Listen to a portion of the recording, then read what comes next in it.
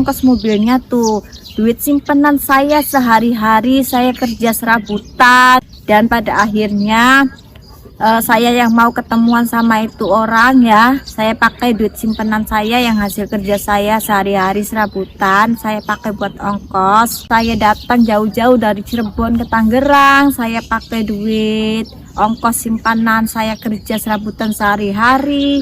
Tapi sampai sana saya tuh betul-betul nggak dihargai dan dipermainkan. Sampai sana juga saya nggak ditemuin, saya tuh dibohongin betul-betul sama itu orang. Assalamualaikum warahmatullahi wabarakatuh. Mbak Ernia, gimana kabarnya hari ini? Waalaikumsalam warahmatullahi wabarakatuh. Alhamdulillah kabarnya baik.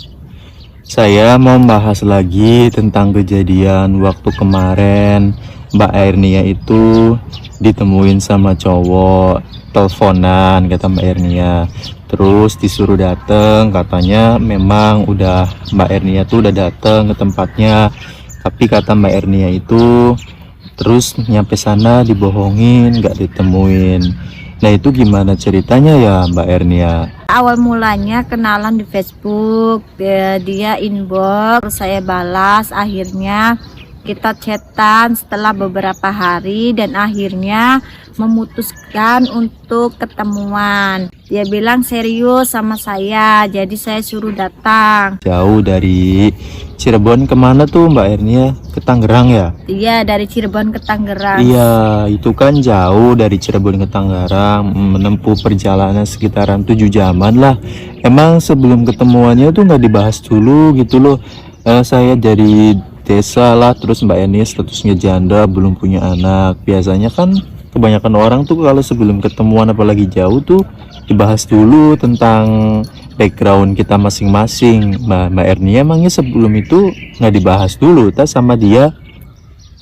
Bukannya belum dibahas atau nggak dibahas ya. Sebelumnya, sebelum saya dan dia memutuskan untuk ketemu itu sudah dibahas jauh-jauh hari. Saya sudah kasih tegasin sama dia betul serius apa enggak.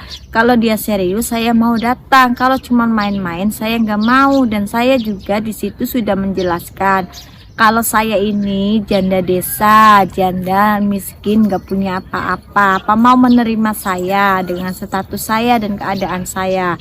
Dan di situ dia menjawab dengan jelas, dia bisa menerima saya dengan keadaan saya, status saya, semuanya dia bisa menerima. Makanya dia memutuskan untuk saya menemui dia dan saya juga memutuskan untuk ketemu sama dia. Mbak Ernia, tapi kenapa setelah nyampe di sana mau nemuin gitu? Apa ada gelaga-gelaga mencurigakan waktu ditelepon tuh? Misalkan nih Mbak Ernia ngebahas tentang keseriusan, ngebahas tentang pertemuan. Nah, terus dianya tuh ada bicara-bicara tertawa-tertawa nggak sih gitu? Maksudnya bercanda gitu. Kalau saya sih sama sekali nggak curiga ya, karena dia tuh kita bicaranya tuh serius dan nggak ada yang gelagat yang mencurigakan atau gimana, itu serius. Tapi nggak tahu kenapa pas saya sampai di sana di Tangerang, saya jauh-jauh saya mau nemuin dia dari Cirebon ke Tangerang, tapi sampai sana dia bohongin saya. Saya tuh sama sekali nggak menyangka gitu loh, kalau sampai sana dia tuh bohongin saya cuma buat main-main saya saja dengan alasan dia yang menurut saya itu kurang ya. Kalau menurut saya sih kurang masuk akal aja, karena sebelumnya tuh sudah dibicarain matang-matang sebelum ketemu tuh. Ya saya naik bis lah dari Cirebon ke Tangerang, dan nyampe sana juga saya naik mobil lagi, naik mobil Grab, nggak langsung ketemu sama itu orang. Saya tuh muter-muter ya nyari tempatnya itu.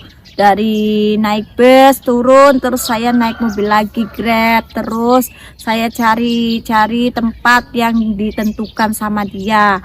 Lah setelah itu saya sampai di sana, sudah sampai di tempat yang dia tentukan kan.